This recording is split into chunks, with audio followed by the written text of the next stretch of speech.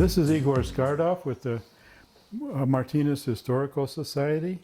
Today we're recording in the home of Paul Kraintz on November 29th, 2022. Hi, Paul. Hi, Igor. How are you? I'm well, thank you. Welcome to the Oral History Project.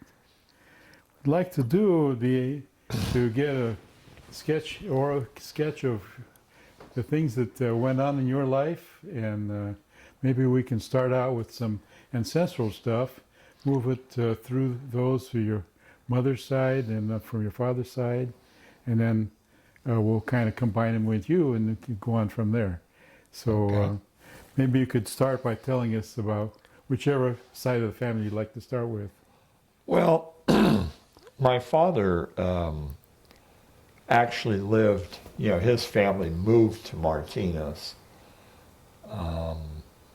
in 1927, presumably because my grandfather had gone to work for Shell. I'm not quite sure when he went to work for Shell.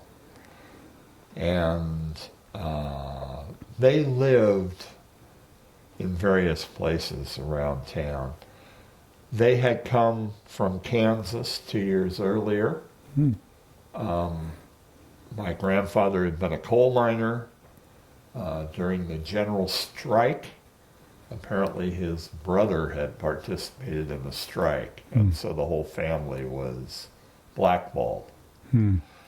And they had cousins out here, the Lexis. Actually, it was my grandmother's brother was a Lexi, and he lived in Walnut Creek, and that's why they came out here. And they originally went to Walnut Creek, and then they came to Martinez. And that's your father's side of the family? Yes. Okay. Earlier on, how did they come to be on this continent, your ancestors? My grandmother and grandfather arrived separately. They were not married. He arrived in 1905. From what's now Slovenia, Yeah. was Austria-Hungary. And he lived in a town on one hill, and she lived in a town on another hill. She arrived, as I understand it, around 1911, and they both ended up in Kansas in the same coal mining community. And apparently the Lexi family, which is the Martinez family, and what became the Kraintz family, both, as I said, lived in the same community at Breezy Hill, Kansas, I guess, because that's where my parents were married. The town no longer exists. It's just four corners in the middle of nowhere. Huh. And the name of the family name then was? It was, according to the family lore, when my grandfather got citizenship, the judge respelled the name. The original spelling was Kranjc, and he said, well, here's how you spell it in English. And that was the end of it. How would you say that JC sound? Apparently it sounded like Kraintz to him, because he apparently felt he was respelling the name. Yeah. So it could be pronounced in English. Yeah. Yeah. That's all I really know. Yeah. Okay, and the other side of the family? Yeah, my mother's family, ironically or coincidentally or something, my mother's mother was actually born in Martinez in 1891, but it was the only year her family lived here. And they actually lived out in Alhambra Valley, possibly Bear Creek area, but that was all considered in the Martinez influence. And my great-grandfather was managing a farm out there. But her family, her mother was, I forget where her mother was born, possibly Oakland or San Francisco. But her mother and father met in San Francisco. It's kind of a fun story. I guess she was working as an au pair for a wealthy family, and she was walking the family dog, and it got away from her, and her husband caught it. His name was Walter Taylor, and his family came from Pennsylvania. And her family, depending on what leg of the family tree you go up, actually came to California with, part of her family came to California with the Portola expedition that brought Father Nipro Serra Yeah. in 1769. So your roots in this area go back that far.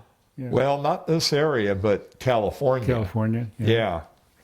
And we're actually descended through some illegitimate births, if you want to call them that, from, on one leg, from Juan Jose Dominguez, who had the first Spanish land grant in California. So that's kind of interesting. You've heard of Dominguez Hills. Is that right? Yeah. Yeah, that's in your ancestry then. Well, yeah, but it was the San Pedro grant. It basically took in most of Los Angeles, Yeah. of what's now Los Angeles. Yeah. It was just farmland then, of course. And that would have been the late 1700s when he got the land grant from Spain. All right. For comparison, Martinez didn't get the land grant, the Pinole grant that included the area that's now Martinez, until like 1824 or something. Quite a bit of difference. Yeah. So interesting set of roots you've got there. Yeah. Yeah. Well, bringing us closer to the present, I remember you were talking about your grandmother from, I guess this is the one from Kansas. She was married to your grandfather, and then he passed away. Can you tell us about that? Sure. Well, they came out here. He went to work for Shell, and she cleaned houses, and he worked at Shell. And she apparently socked away her money. I have no idea how she pulled this off, but when they left Kansas, because of being blackballed in the mines, they lost their home, and they had to sell everything they owned and get on a train and come out here. And the story goes that he didn't want to buy any property ever again. I mean, it really upset him that he had to give up a house that he apparently had built. And I have been to that house. It's now torn down. But And he worked as a dynamiter, yes, Yeah? he worked as a shot fireman, I think they called it. And they were the ones, originally I thought, in fact, when I did the pre-interview for this, I thought that he set the charges. Actually, he's the one that fired them. And those this was guys, part of the coal mining process? yes. And what would happen is the coal miners would work during the day, and and then including the guys at the end of the shift would pack dynamite into where they wanted to expand the digging, and the shot firemen would come in at night. Well, it's dark down there anyway. Yeah, why not? But when everybody's out of the mine, Yeah. and set the charges off. Well, those folk had a very short life expectancy. And apparently he had lost cousins that were doing that job. But they were well paid.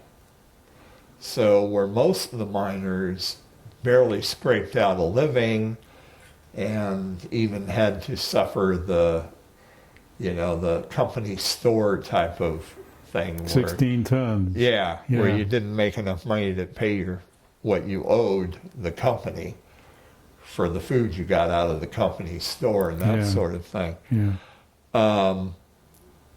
The shot setter, fireman, whatever, did well. And so that's why he was able to build his own home and that Yeah. sort of thing, where everybody else would live in not so nice a housing Yeah. or company-owned housing. So there was a labor dispute, and that's where he got crosswise and Yeah, they left. his brother had participated in the strike. It was a general strike. I guess all the coal mines shut down. And so he was blackballed because of his So brother. that's what brought him to California. Then. That's correct. Yeah. Anyway, so back to my grandmother. My grandfather apparently made his own beer and was quite a drinker, and there's some dispute about how he died. He is buried in the Martinez Cemetery. In fact, you can see his grave very prominently from the road. You see Rudolph Kraintz. I think he passed in 1936. But some say he was poisoned by my grandmother.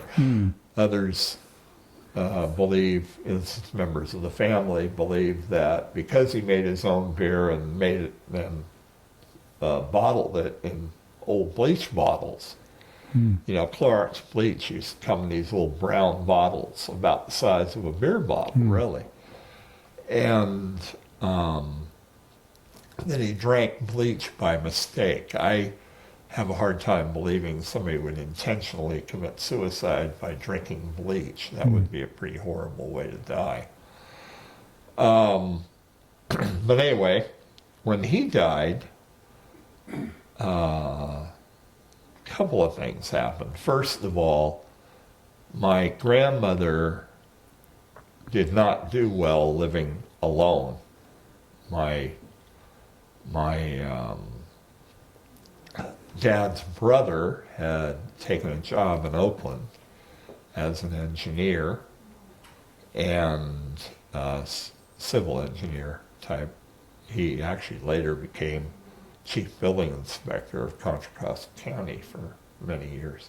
He was actually the first legitimate one in Contra Costa County under civil service. But he had moved to Oakland, and my grandmother was left alone when my father went to college at UC Davis. And the neighbors actually started calling my father in college and telling him he had to come home and take care of her because she just sat in her house wailing at the top of her lungs all night. Because she was all alone. So he eventually dropped out of college, and he had wanted to be an accountant. Anyway, my grandmother apparently had socked away a lot of money because she started buying real estate after her husband died. And given that she was cleaning people's houses, you wouldn't think she could amass that kind of money, but she bought a store which was located, a very tiny store, probably the size of this room, that was located at what now, I think it's 2820 Pacheco Boulevard, is now the laundromat. And and she bought the house behind it. Now there's a fake Victorian behind it, and then the house behind it, which is called the Rose Cottage. And that is an actual Victorian farmhouse. That house has its own story. that the museum has. Anyway, Martinez Museum. She bought that, named it Rudy's. It had a little grocery store right on Pacheco, which of course was a 2-lane road with no shoulders, and you know. Pretty far out in the boondocks then. It was out in the boondocks, but it was a little country store, and she named it after the oldest son, Rudy, called it Rudy's Cash Grocery, even though he was nowhere to be seen. And later, apparently post-war, they built the building that's there now. And rumor has it that, or the story goes, that my uncle and my father were part of the building crew that built that building. But they literally built it over top of the original store because they didn't want to put themselves out of business while they were building a new store. And then when they were done building the building that's there now, they gutted it and moved into the new building. And then that was still a market when I was a kid, although my grandmother had gotten too old to operate it anymore. And so she rented it out. And she also became quite the real estate mogul, I guess. Yeah, huh? she spent her earnings buying the houses in that neighborhood. Wow. She bought, I think she ended up owning 3 or 4 houses. And when I knew her, she lived in the tiniest house on the whole block and was renting out the big house. We called it the big house, or my cousins actually called it that, which was the Victorian farmhouse, which was cut into 3 apartments. And there was another house on Veal that was still a rental, and that was her income. So she... And renting out the store, of Yeah. course, which was the original Martini's, by the way. Oh, Remember Martini's Deli? I do, yeah. Yeah, well, that was where he started. So she had quite the contrasting aspects to her. Interesting, Life, hardworking woman, a farmer to the core. I remember that whole lot where there's now a mock Victorian was all a farm, basically. I mean, she grew her own vegetables Yeah. and so forth. Wow. Well, that was kind of interesting diversion a little bit, but what a fascinating woman she was. I guess. She was grumpy. For some reason, my brother and sister were afraid of her. I always thought she was sweet to me. And I know that Al Perry told me when he was a kid that you didn't go on her property. I guess she was protecting. Wherever she lived, when they lived downtown in rentals, she had property that she was growing vegetables on. By the way, she lived in all of the houses between the Kiwanis Clubhouse on Allen Street and the corner at various times. Really? The They're corner now- of Alhambra? No, the corner of the next street up, Castro. Yeah. So, see the Castro Ferry. That's where the guy with the garden is now? Yeah. So, they rented all of those houses. Yeah. And when my father was in high school, they lived in that corner house. And the owner lived in the basement. And the owner of that house now, that was his grandfather. It's all intertwined in there, Yeah, isn't it? I happened to. At one point, I had a friend that had a limousine, and so I collected my aunt from Concord, my dad's sister, and my family, and my mother, who was still living, and we drove around down there while my aunt showed me all the places that my family had lived. And they were rentals. Yeah. And it was all throughout Portuguese Flats on Castro and Allen Street, mainly. Right there at Kiwanis Clubhouse country. Yeah. Exactly. Wow. Well, we brought her that side of the family to this point. Was there anything on the other branch that you wanted to tell us about? Well, it's an interesting branch, but it just goes on and on and on, generations. My mother came to Martinez, the first time she recalls coming to Martinez was to go to Paul's restaurant. Oh, I remember Paul's. Do you remember Paul's? Yeah. I was interviewed there for my work at Shell. Oh, okay. Not at the bar, I hope. Well, my former boss was a Mormon. Oh, so, okay. No. Well, Paul's, the picture of Paul's is in the Martinez history book. My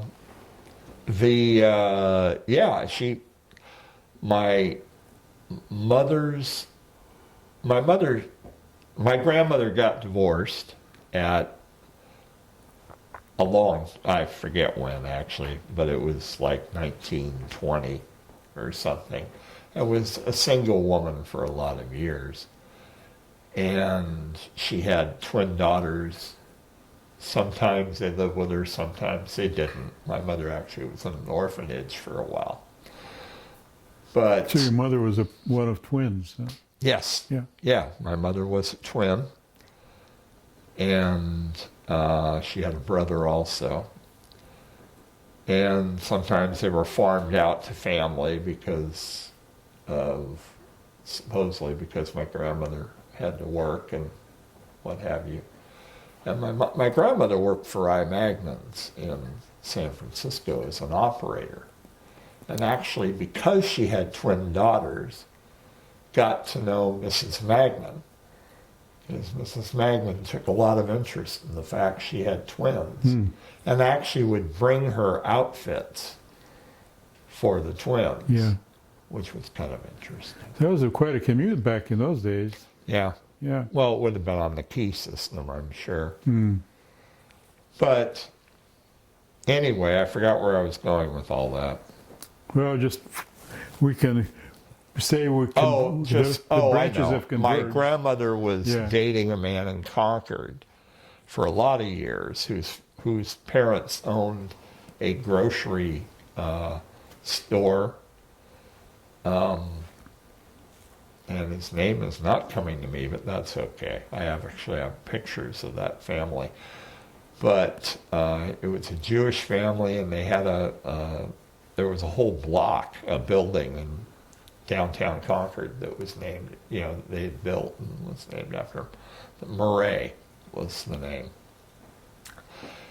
And he brought my grandmother and my mother apparently over to dinner at some point at Paul's. And that's my mother's first recollection of Martinez.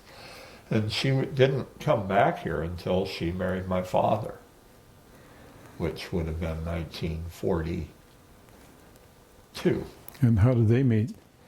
They met because my mother was a registered nurse. She had gone to nursing school in Oakland, and one of her classmates married a man who worked at Shell. So my dad, I didn't tell the story that when my grandfather died, Shell offered, and my dad had left school to take care of my grandmother, Shell offered his job to my father.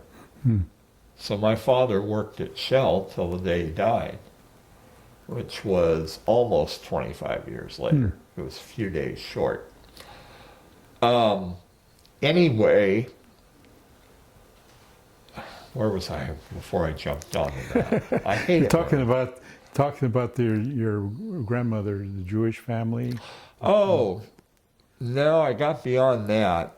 I forget where I was going with it. It's okay. Sorry. Yeah. I do that. So anyway, your parents met. Yeah. Oh, you're right.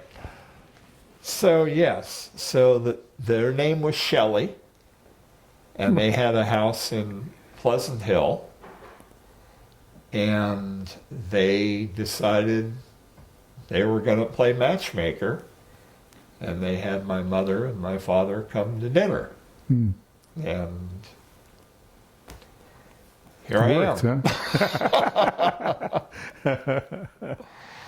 Very interesting. Okay, well, so this now we've got the family, There you go.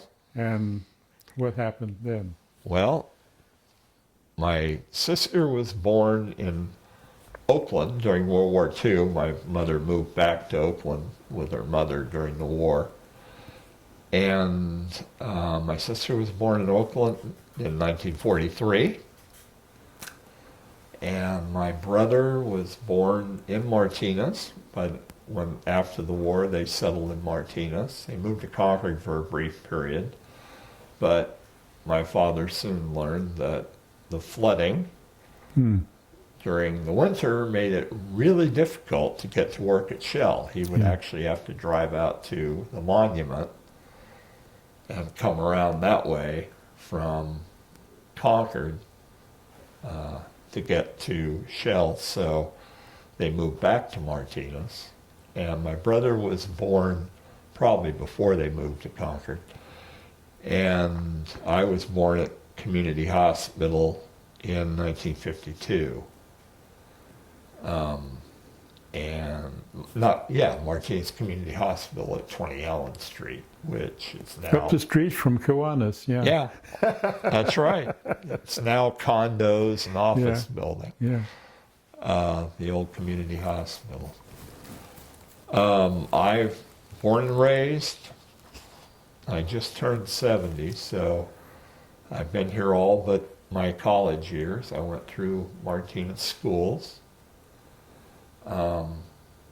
My fondest memories of early Martinez are my best. My parents bought a house on what was called the extension to Pine Street. That would be at Pine and Vista, which it wasn't connected to the downtown Pine Street at that time. Now it is. But the whole time my parents had that house, which was at least 25 years, they didn't put that road through. So downtown was far away. yeah, downtown. And so that neighborhood was all dead-end streets, except really one way in and out off Vista. And consequently, it was a good place to grow up. It's every house, it's the baby boom years, all the houses had kids. And we had dead-end streets to play on. It was just, and you knew every car that came down the street. I mean, you knew every neighbor, and even knew their relatives and their visitors. But my favorite memories of Martinez proper was my dad used to take me downtown with him once or twice a month to pay the bills. And for him, that was a social occasion because he had gone to Martinez schools, and it seemed like every place we went, whether it was the phone company or PG&E office or wherever, somebody he knew worked there. And so it was sort of a walk around and visit, or we'd go to Martinez Furniture and they'd make a payment on whatever they, had purchased on credit. And it was an interesting experience.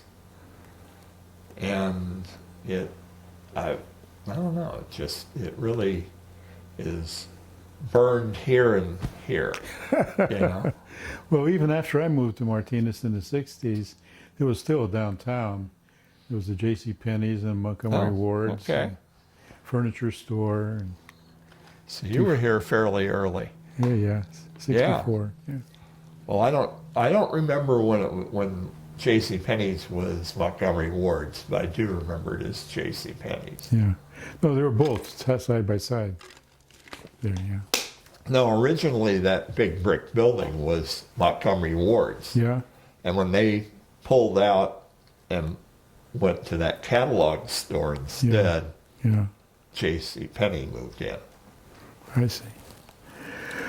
Okay, well, so now we're in Martinez, and you're growing up on this place with all those dead-end streets and playing ball in the street and all this kind of good stuff. Then you went to Alhambra High? I did. Yeah? I graduated in the class of 71. I wish I could say I had a more social high school experience, but I really didn't because, well, I played football in my freshman year, and then I was horrible at it. And as my legs are so long, I just couldn't stay low. You have to get low to block people. I Yeah, guess, huh? and I'm big body with skinny legs is what it amounted to. But anyway, beginning of my sophomore year when we were doing the double session practices, I actually broke my foot. And it's the same break I still have today, which is really interesting. The gift that keeps on giving. Huh? Yeah, it keeps coming back. But, yeah, and so I lost that season. And by the next season, I had a car, which meant I had to have a job, and that was the end of that. Yeah. And then I worked every day. Well, not every day, but most days after work. So I just never got into the social scene of high school. What kind of work? I drove tow truck Yeah. illegally Illegally? for 3A. You were too young or what? Yeah. Yeah. For 3A in Pleasant Hill. John McHugh didn't like paying high wages, so he always hired underage kids to drive his 3A tow trucks. That's quite a tradition. He was character. And he was character. That's all I got to say. Anyway, I also worked, my first work was I worked at a Texaco station out in Concord for a brief period, and then I went to work for the Shell station in Pleasant Hill, which had the 3A contract. And so we all ended up doing everything. You know. When I was 18, I was an 18-year-old graduate from high school, but I turned 18 in November, and by the end of the year, I had applied to be a reserve firefighter in Consolidated. Mountain View Fire Department had already converted to Consolidated Fire District. And so I became a reserve firefighter while I was still in high school, which meant, what that meant was you had to show up for training one night a week, which was Wednesday night. You didn't have to play poker afterwards, but it was a lot of fun. And then you were paid for the training and paid by the fire. By the fire? Yeah. So if there was a fire you went to fight, that was bonus money? Yeah, you got paid. Huh. You know, and you had an alarm in your house. What were some of the more interesting fires you participated in? The most interesting from a historical standpoint was I fought the fire of the Forester. Yeah. The Just for background, four-masted tell us schooner. about the Forester a little bit. Well, the Forester was a four-masted schooner that the captain, when he retired, he purchased it. And his name was Derowitz. And he got permission, I guess nobody cared, to bring it to Martinez. And they used capstans to pull it into the shore and basically bury it in the mud. Yeah. During high tides. And so that became his retirement home. Yeah. And when he died, he left it to Charlie something. I can't think of his name. I'm sorry. But anyway, Darowitz lived on it for many years. And that ship had been all over the world. Yeah, it had, Yeah. particularly the South Pacific. Yeah. But yes, and it was basically a lumber schooner. It basically hauled lumber elsewhere. Yeah. I remember when I first came to Martinez, we lived up on High Street by the cemetery, and we could see the Oh forest yeah, of out the course. window. Yeah. And it was, it was clearly getting old. Yeah. And, if you looked in the hole, there was water there because Yeah. it was in the mud. But he lived on it until it burned, and that was in 1975. And we were actually, I'm almost positive, if my memory isn't playing tricks, that it happened on a Wednesday because I think we were playing poker after training. And when, the call came in and we all went down there. So how would you fight the fire like that? How you would fight it is there was no way of stopping it. You had to contain it because it was throwing flames 40 and 50 feet in the air. And those flames were going to set up. This is the middle of, I think it was August.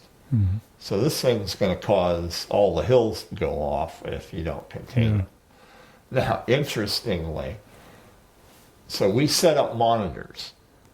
Now, you walk down there now, and it's a beautiful park, and you can still see the keel of the Forester at low tide. And the ground's stable. The ground wasn't stable then. And so we were out in Tules, and we had monitors. And Monitors are these big, yeah, like water guns. if yeah, you will. that you set Yeah. on the ground and run the hoses to. And we had lines, Handheld, and we were yeah. just trying to keep the fog of water over the top of the vessel. Yeah. Because if a fire can be pretty, that was a pretty fire. It really was. It was just amazing show of flames. It was also, well, what happened was we would go out into the Tules and hold the hose, and you'd start sinking. Yeah. And you would sink and sink, and when we get down to about our knees, somebody would come out and pull you out, and then they'd take your Leave place. your boots behind. It was hard getting your boots out of there. Yeah. And they were full of mud. There was Yeah. no way around it.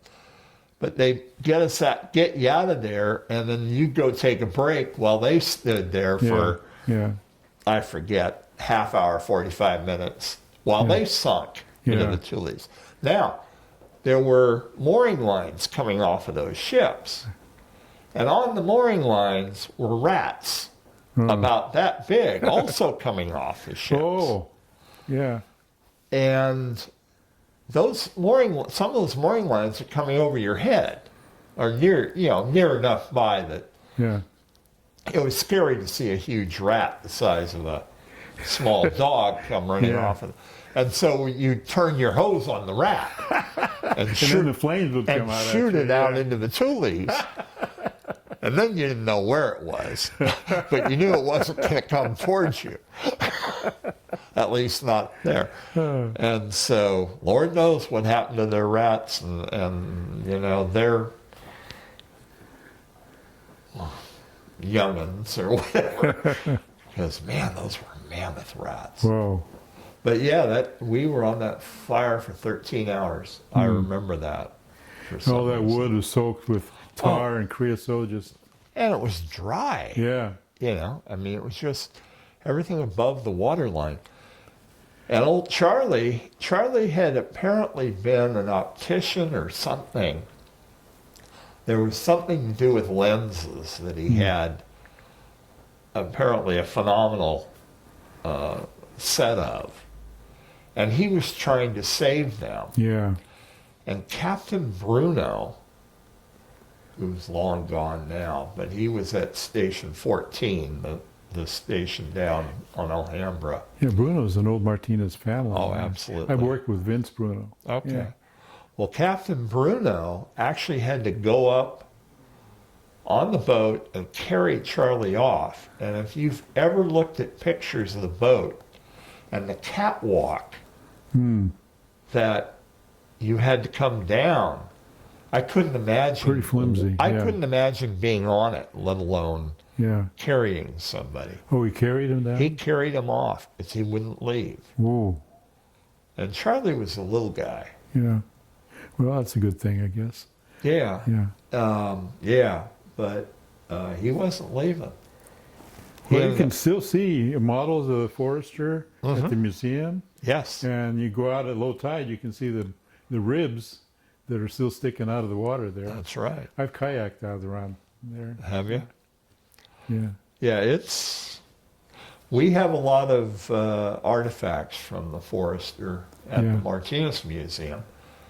And Captain Darowitz particularly used to give away things.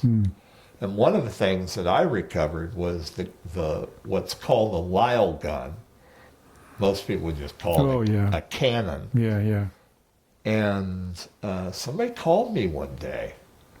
Well, these Lyle guns are used to shoot a weight with a line on it to another place, and then it could you connect. could do a breeches buoy. You could bring a heavier line and connect things up. Yeah. That's right. Yeah. And somebody called me one day and asked if I thought the museum would want it.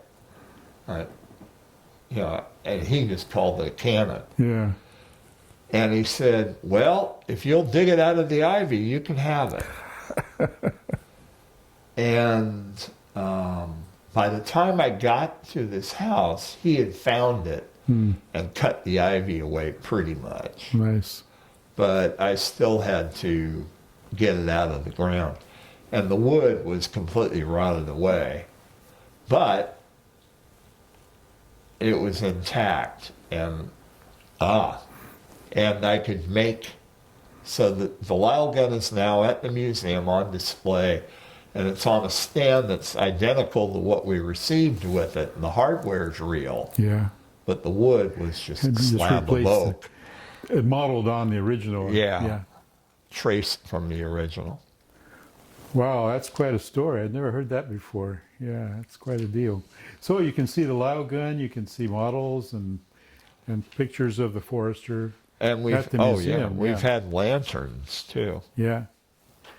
Okay. Well, wow. I'd love to talk more about that, but we got some more ground to cover before we're done. Sorry. No, that's a great story. Ramble on. Let's see. You worked for the Audubon Society at one time. It says here. Oh no, I did an audit of the Audubon Society when I was an auditor. Well, we've got to get some important stuff here. Tell me how you met your wife. And Oh, yeah. Sure. Well, my entire life, actually, I ran across a picture the other day of my dad's Model A. I can only see the back half of it. And you talk about something that sets you on a pattern in your life. My dad used to take us up in the hills off Pine Street back. There are now condos up there. And we would go up in his Model A at night and sit with the lights off. He knew some path the deer came, and we'd wait till the deer showed up and turn on the lights, and the deer would freeze and stare at us. And of course, as little kids, we were thrilled. My father died when I was 8, so I had to have been 6 maybe when we were doing this. And, we didn't disturb the deer, we just wanted to see them. But I don't know, I always loved riding in that Model 8 truck. So I ended up buying I always wanted a Model A. My mother wouldn't let me have one when I was 16. The moment I turned 18, no, I was 18 or 19, I bought my first Model A. And I couldn't, for 3.5 years of my life, all I drove were Model A Fords. I didn't own a car newer than 1929. yeah. So I restored a sedan while I was driving my coupe And I took it on the first tour I went on in years with the Model A Club. And it was a mystery tour, so it was an overnighter. You didn't know where you were going. You had to follow clues. And we ended up in San Andreas, Yeah. up in the foothills. And that night we had a banquet, and there was live music in the restaurant. And I met my wife. She was there with her parents, who had dragged her along. She didn't want to go, but they were adamant. And Were parents Model A people? Or? yeah, they had a Model A sedan and a Model A Roadster. And at least her father was a Model A person. Her mother tolerated it. But anyway, so I met my wife, and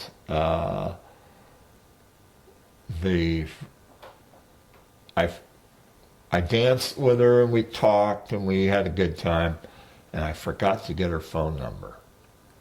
And I knew she lived alone in an apartment. I didn't know where. And so all I had was the club roster with her parents' address. Her father was a very imposing man because he was first vice president of Blue Shield Corporation, and always wearing a suit and tie, and expensive suit and tie. And so I violated all the rules. I was on the board of the Historical Society, and I took some stationery, and I knew she had been a history major in college. So I wrote her a letter inviting her for a personal tour of the museum on historical site. Stationery, because I didn't want, I don't know, I was afraid of her father. And I had to send it to his address. He did, in fact, read the letter. I don't know if he opened it first or whether she did and then showed it to him, probably the latter. But anyway, she took the bait, and the rest is history. Why she married a guy that didn't own a car newer than 1929, I'll never know. Yeah, even after all these years, you don't know, huh? Yeah, I don't know. But anyway, so this year they're supposed to honor me this week for my 50th anniversary in the Model A Club. Wow. And how did that translate into Packards? I always loved Packards. When I was in Boy Scouts, we went to the Harrah's Auto Collection, back when it was 2,000 cars in warehouses all over Sparks, Nevada.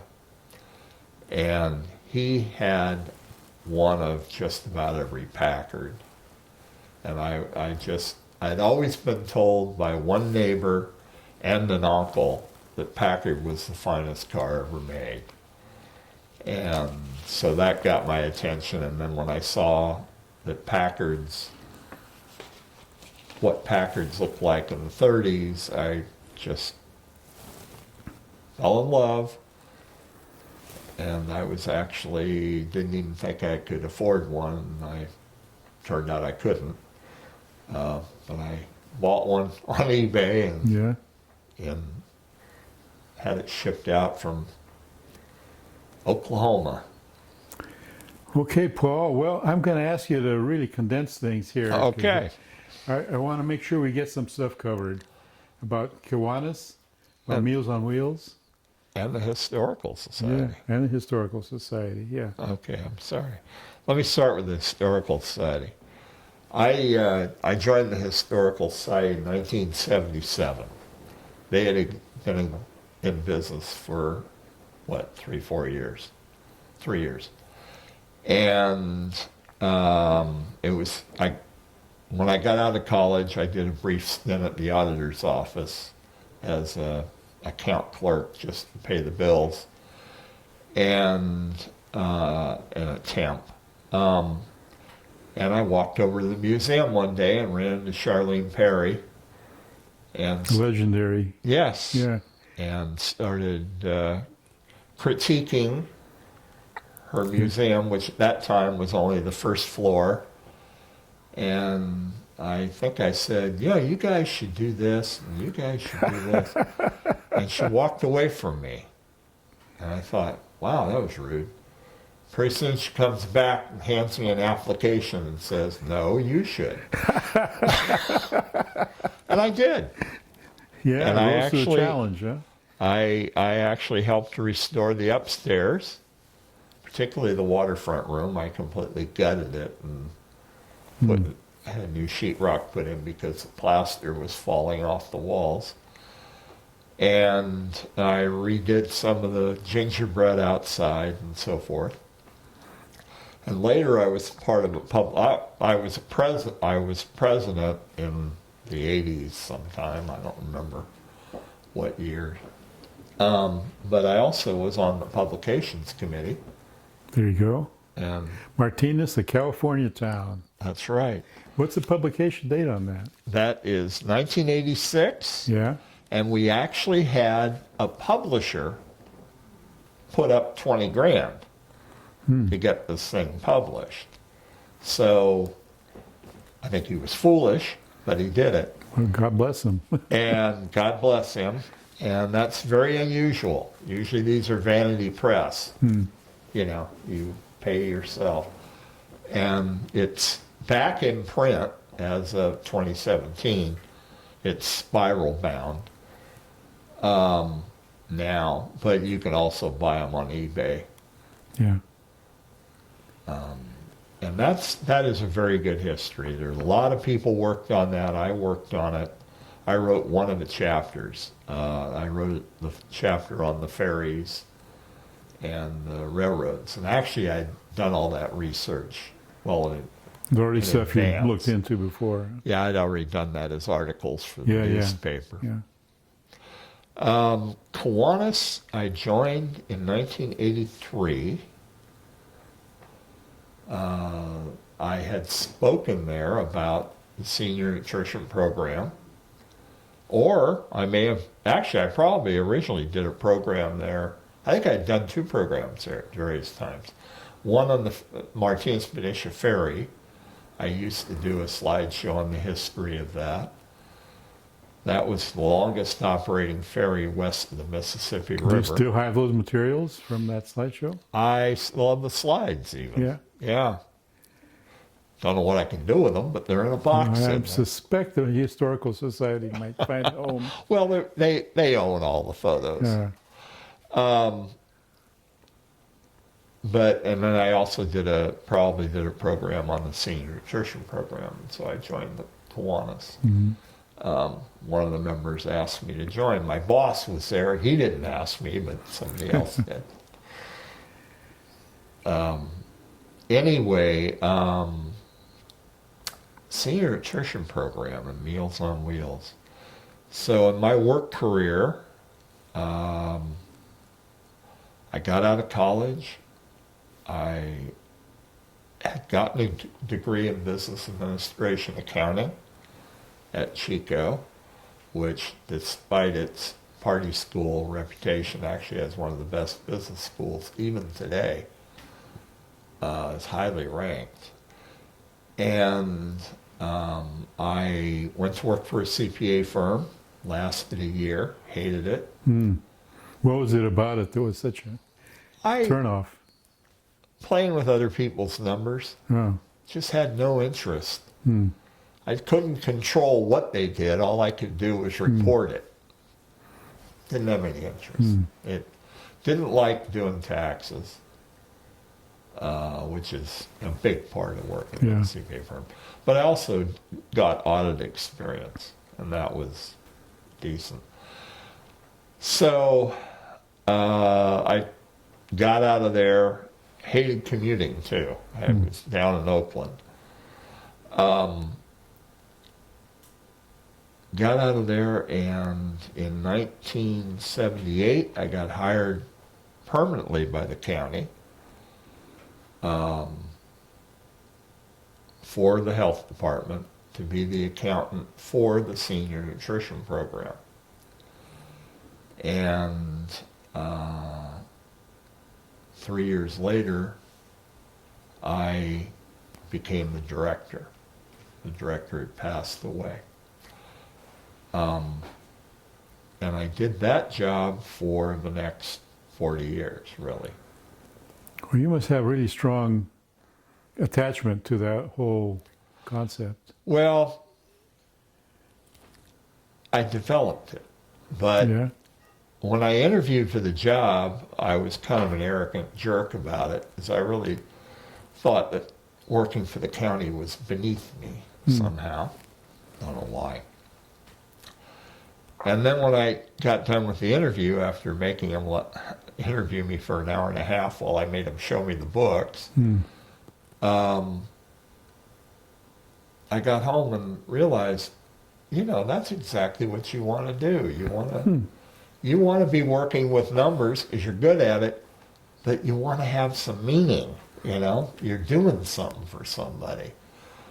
And that was, kind of like the fire department thing. You wanted to be putting back in the community and doing something for the community. And so my legacy, I guess, working with the senior nutrition program, besides growing the program, was basically that I set up a nonprofit outside of the county system to pay for meals. And I did that it began in 1990. It's a private nonprofit called Meals on Wheels at Contra Costa. And it now is the primary funder of Meals on Wheels in Contra Costa County. It raises over $3 million a year from private donations that go into meals. And this is somebody who didn't know what he was doing at all. I just, It kind of sounded like the results speak for themselves. Well, but I had no idea how to, anything about managing a nonprofit or doing any of that sort of thing. And I just decided that if other people can do it, I can do it. Yeah. And I've been the treasurer of nonprofits like the Historical Society and so forth. But, boy, I am very proud of that. Yeah. I'm still on the board for a little while longer. Yeah. It's in a major transition right now, Yeah. and that's done. How did it feel handing it over to somebody else? It was, well, for one thing, it became difficult. When I retired, I worked for a certain number of years as director on a temp basis for the county. Then I really wanted to leave. And so we hired people to do the various jobs. Well, we couldn't get anybody to manage the finances that knew what they were doing. And the lady we hired made a mess of it. And so I ended up having to go back for another couple of years. And so it was hard to let go of it the first time. After I had to go back, it was easy. Yeah. It was, no, I'm tired of it. I'm done. Yeah. I've done my part. And it's in the hands of somebody that's better than I was. Yeah. And had nonprofit experience and, had a lot of experience I didn't have when I just jumped in with both feet. So you brought it along and then eventually had a successful handoff. Yes. That must be very satisfying to be able to do that. Sure. Pass It that is, on. actually. Yeah. The program, though, unfortunately, the health department is shedding itself of a bunch of programs, and that's one of them. So it's going to have to, they're working out how it's going to be managed, but nonprofit will remain intact by itself. So because of that, you've got that base to work off of now. That's right. And the purpose of the nonprofit's solely to raise money for meals. So feeding people who are homebound or basically in need. 500,000 meals a year. Yeah, yeah. I've delivered a few of those. Yeah, You have. You have for Kiwanis. yeah. Well, Paul, I think we're pretty close to our time. Okay. Well, Paul, we've heard an awful lot of your history, your family's history, a lot of the experience you've had here. Let's hear a little bit more about your family. Sure. Well, I've been blessed with 2 children, both of whom got married this year, by the way. My son was born in 1990, the same year the Meals on Wheels nonprofit was born, and is now living in Ohio. He is married with 1 stepson so far, and my daughter. Their names, by the way? Oh, I'm sorry. My son is Stuart Taylor Kraintz. Stuart being my wife's maiden name, Taylor being my mother's maiden name. And my daughter is Pamela Jean, formerly Kraintz, now Palomic. And she is living in Roanoke Park and is a school teacher for a private school. She is a credentialed teacher, though. And she teaches a wide range of grades, which is kind of a scary thing. Hmm. Okay.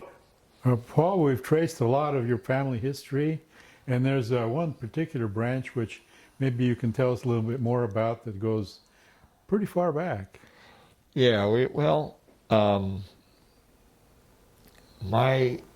our family, unfortunately, during the time my mother was alive, we kept hitting a wall trying to trace our family history. And then all of a sudden, we knew that my great-great-grandfather had arrived here during the gold rush.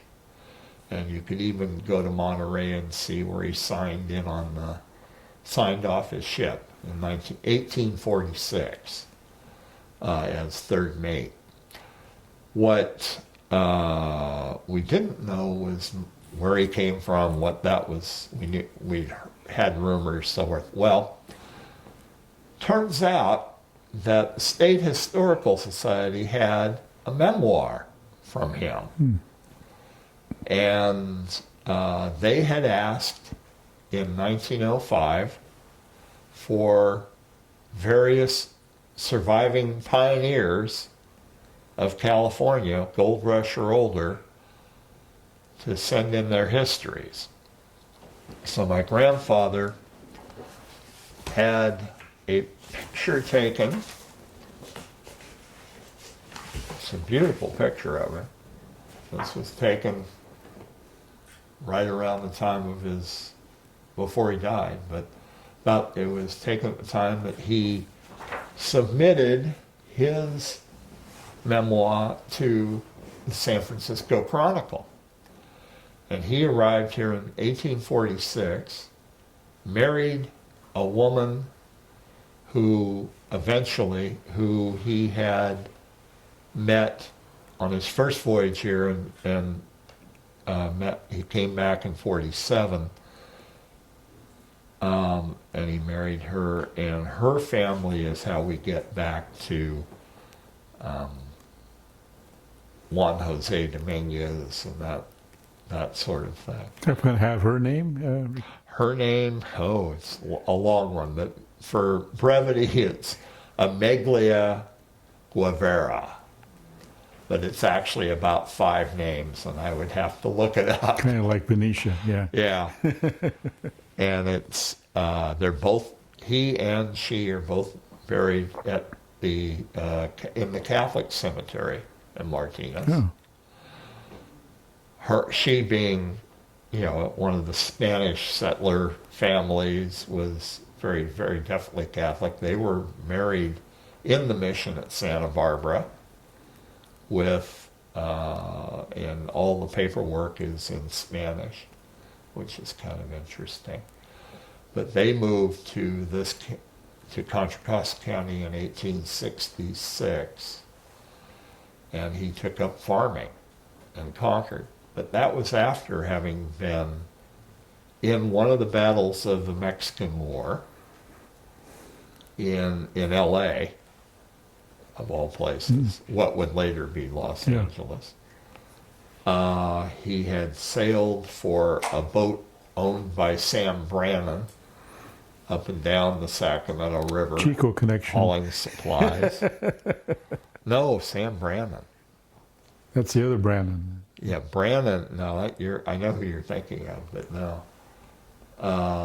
Sam Brannan, famous California shyster, basically. He was one that announced that there was gold found in the. Okay. Yeah, because he created the gold rush. Yeah.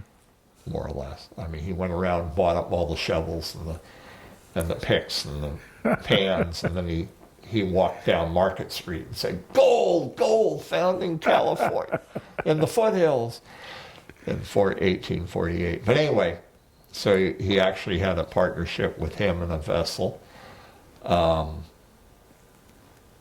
He was a fascinating man. He was the captain of a ship that sunk off the coast, and he and his wife barely got away with their lives. So that was pretty much when he hung up his seafaring career and moved inland. Yeah.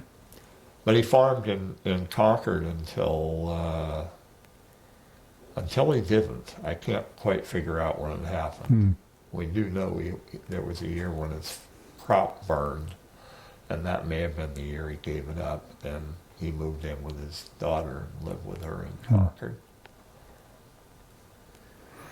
And his name was Francis Ward Lewis. Sorry, I forgot to mention that earlier. Yeah. And the reason we couldn't find it in the California History Museum all those years was they had listed him as Francis Wavy Lewis. So be careful what you ask for when you're looking for historical documents. Yeah. Well, cool. And another spot filled in the history.